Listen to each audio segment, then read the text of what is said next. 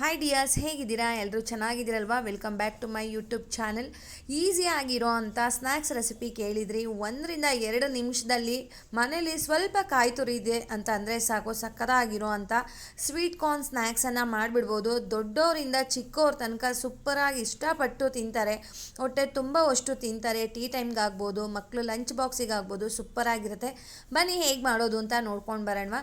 ನಾನಿಲ್ಲಿ ಸ್ವೀಟ್ ಕಾರ್ನನ್ನು ಸ್ಟೀಮಲ್ಲಿ ಒಂದು 5 ನಿಮಿಷ ಬೇಯಿಸ್ಕೊಂಡಿದ್ದೀನಿ ಅಷ್ಟೇ.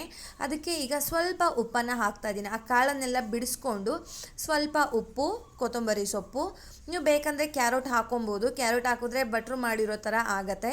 ಸೊ ಲೈಟಾಗಿ ಈಸಿಯಾಗಿ ಮನೇಲಿರೋವಂಥ ಐಟಮ್ಸನ್ನೇ ಹಾಕ್ಕೊಂಡು ಮಾಡ್ತೀನಿ ಅನ್ನೋ ಆಗಿದೆ. ಇಷ್ಟು ಹಾಕಿದ್ರೆ ಸಾಕು.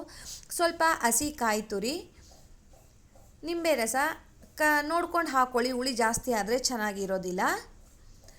ಸ್ವಲ್ಪ ಅಚ್ಕಾರದ ಪುಡಿ, ಮೆಣಸಿನ್ಕಾಯಿ ಹಾಕಿದ್ರೆ ಮಕ್ಕಳಿಗೆ ತಿಂದರೆ ಖಾರ ಆಗತ್ತೆ ಅಂತ ಅನ್ನೋ ಇದ್ದರೆ ನೀವು ಅಚ್ಚ ಖಾರದ ಪುಡಿ ಹಾಕ್ಕೊಳ್ಬೋದು. ಇಲ್ಲ ಅಂತ ಅಂದರೆ ನೀವು ಹಸಿಮೆಣಸಿನ್ಕಾಯಿನ ಕೂಡ ಹಾಕ್ಕೊಳ್ಬೋದು. ಇವಾಗೆಲ್ಲ ಒಂದೊಳ್ಳೆ ಮಿಕ್ಸ್ ಮಾಡಿ ಸ್ನೇಹಿತರೆ, ತುಂಬ ಅಂದರೆ ತುಂಬ ಚೆನ್ನಾಗಿರೋ ಅಂಥ ಈಸಿ ಆಗಿರೋ ಅಂಥ ಸೂಪರ್ ಆಗಿರೋ ಅಂಥ ಸ್ವೀಟ್ ಕಾರ್ನ್ ಸ್ನ್ಯಾಕ್ಸ್ ರೆಡಿ ಆಯಿತು ಸ್ನೇಹಿತರೆ.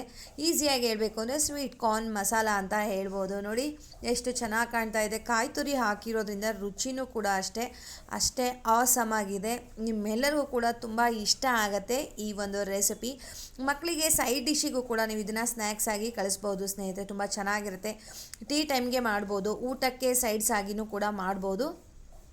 ಹೇಳಿದ್ನಲ್ಲ, 1-2 ನಿಮಿಷದಲ್ಲಿ ಈ ಒಂದು ರೆಸಿಪಿಯನ್ನು ಮಾಡ್ಕೊಂಡು ಬಿಡ್ಬೋದು. ನಿಮ್ಮೆಲ್ಲರಿಗೂ ಈ ಒಂದು ರೆಸಿಪಿ ಇಷ್ಟ ಆಗಿದೆ ಅಂತ ಅಂದ್ಕೊಳ್ತಾ ಇದ್ದೀನಿ. ಹೋಗ್ಬರಲ್ಲ?